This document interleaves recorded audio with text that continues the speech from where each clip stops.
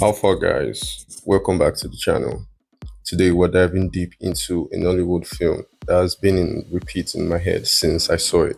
We're talking about the 2025 drama My Mother is a Witch. This movie is directed by the incredible Niyi Lion. This movie is giving us drama, trauma, and some serious fashion. It stars the heavyweights Nike Adams, Mercy Aigbe, Timini, and Neo, the Big Brother star. The story follows Imutiyan, a brilliant fashion designer and editor who has to return to Benin to her roots. But this isn't a lovely family reunion. She's forced to confront some serious childhood drama and a very broken bond with her mother, who is now dying of cancer. There's a whole lot of trauma that goes into this film that the main character carries from the past. Let's go into it. The cinematography and the direction. First thing first, can we get a collective round of applause for the writers, directors, cast, and the costume designers? You all need an award. The angles, the cinematography, the lighting, this is the kind of premium quality you rarely see in Nollywood. The creative team absolutely elevated the standard here. But the real star for me, the costumes. The design team made sure Imutiyan, our main character, who always stood out. It wasn't loud or drastically distracting. It was subtle yet powerful statement in every single scene she was in. She was dressed like a queen even when she was battling her demons. It was fashion storytelling at the best.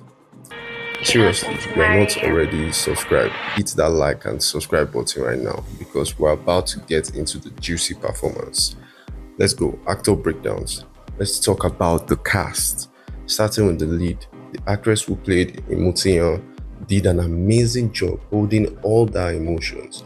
She was the anchor of the film, and I have to shout out first to the white actor, the first white actor in the film, in Nollywood film, sorry.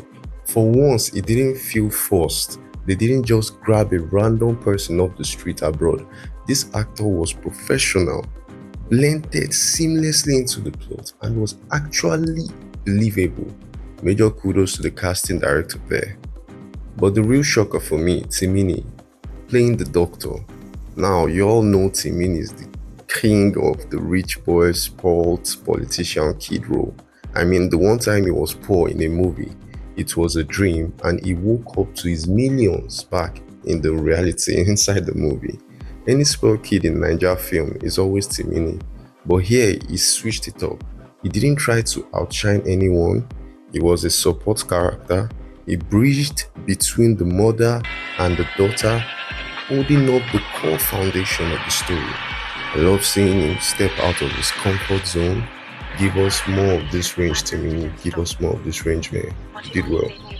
And of course, the mother witch.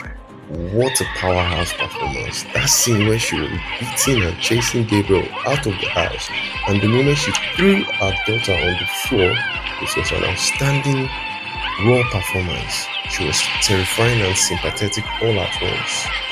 Okay, one of the hidden gems inside this film, there are two actually. Two fairy godmother, the neighbors. Listen to me, their script was the best. Their ad libs and what they were saying in the background. Fire! Pay close attention to them. They are hilarious and surprisingly insightful. Now let's go to the review and foreshadowing. Let me get to the foreshadowing. At its heart, this film is about the broken bond between a mother and daughter.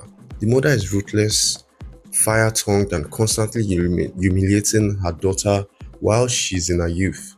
The daughter is navigating life, not yet understanding that adulthood na scam, and how the paths we choose affect our future, especially as women.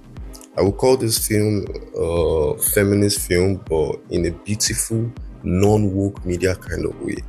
It's about female generational pain and healing. There's subtle moments I need to highlight. The scene where Imutia, the daughter, is seated in the curtains, where the curtains are all red, like in the background behind her, while the mother's curtain is also red, but there's a white opening in between. That is a master level foreshadowing there. It tells us that the daughter's heart is currently darkened by anger and trauma, but the mother's supposedly evil heart now has a light of kindness inside it, a chance of redemption. Mind blown, right? The plot structure and conclusion. The ending is actually pretty satisfying, but the thing I loved most was the structure. Usually in Nollywood, you get the past first, then half of the film is the flashback of the mother being a witch, then the other half is the present. That can get long and boring. Do you get what I'm saying? In a usual Nollywood film, we always start with the past, showing us the past for half of the film, then the future for the other half, and that's always long and boring. But Ni Hakim Lion flipped the script. He kept us in the present, using those childhood memories as meaningful, sharp flashbacks interwoven through the story. It kept the pace quick. It wasn't long or boring, and every flashback was essential for the understanding of the plot. It was a very, very, very genius directing. This movie is a must watch. It's a fresh new take on typical wicked mother Nollywood trope. Go and see it. You will not regret it, my brother. You will not regret it. Let me know what your thoughts on the comments. Let me know what your thought in the movie. Leave a comment below. Did Timini surprise you too? What did you think of the costumes? Don't forget to like, subscribe, and hit the notification bell so that you don't miss my next video. Let's go.